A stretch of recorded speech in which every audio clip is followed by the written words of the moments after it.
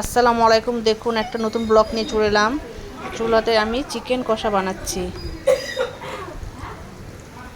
প্রথমে কড়াতে তেল দিয়ে সরষের তেল, কাঁচা লঙ্কা, পেঁয়াজ দিয়ে ভালো করে কষাতে হবে। একদিকে ডাল সিদ্ধ বসিয়েছি, চিকেন কষা ডাল সিদ্ধ দিয়ে আজকে আমাদের দুপুরের খাবারটা সম্পূর্ণ হবে। চিকেনটাকে ভালো করে ধুয়ে রেখেছি। পেঁয়াজটা কষা কষা হয়ে গেলে টমেটো অ্যাড করব। এবার দেখুন পেঁয়াজ ভাজা ভাজা হয়ে এলো, তারপরে আমি টমেটো কিছুক্ষণ কষানো হলো। আবার একটা দুঃখের সংবাদ আছে, আমার ছেলে পড়ে গিয়ে হাত ভেঙে গেছে, সেদিন ভালো করে টমেটো দিয়ে কষাতে হবে। আমাদের রান্নাঘরটা বেশ পুরনো দিনের, কেউ কিছু মনে করবেন না। টমেটোটা দিলাম, আদা রসুন পেস্ট। চিকেন দেওয়ার আগে ভালো করে পেঁয়াজ টমেটো কষানোর পর আদা রসুন অ্যাড করলাম। আবার বেশ কিছুক্ষণ কষাবো। পরিমাণ মতো লবণ অ্যাড করলাম। এবার লবণ দেব, এক এক করে সব মশলা এবার অ্যাড করব। দেখছেন লবণগুলো এদিক ওদিকে ছিটে পড়ছে, এটা আমার ছেলে দিচ্ছে, হলুদ গুঁড়ো দিচ্ছে না। লবণ দিয়ে বেশ কিছুক্ষণ আবার আমি নাড়ালাম। এবার এক এক করে মশলা, হলুদ গুঁড়ো সবই আমার ছেলে দিচ্ছে সাইড থেকে, সেই জন্য এদিক ওদিক ছিটে পড়ছে। বাচ্চা খাবে তো। লঙ্কা গুঁড়ো,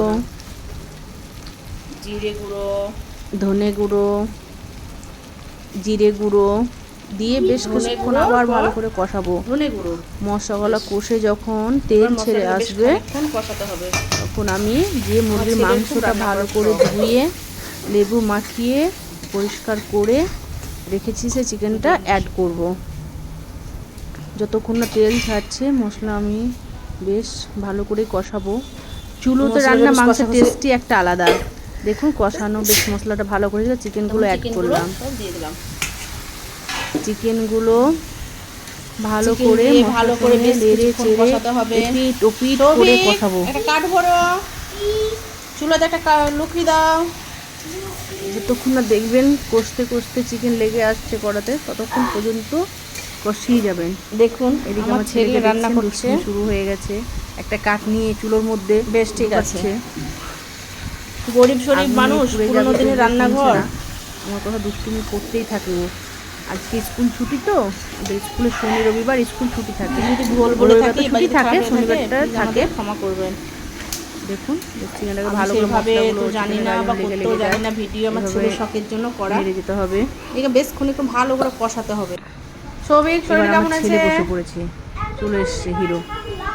হাতে ব্যথা তবুও আমার ছেলে দেখুন চিকেন রান্না করে একটা আঙুলে লেগে গেছে, তবুও শুনবে না। মাম্মা আমি নাড়িয়ে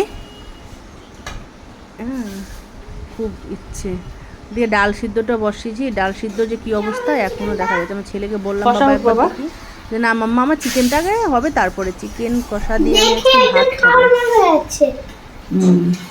দেখুন ডালটাও প্রায় সেদ্ধর দিকে। আমার ছেলে নেড়ে দেখছে, জলটা শুকিয়ে যাবে।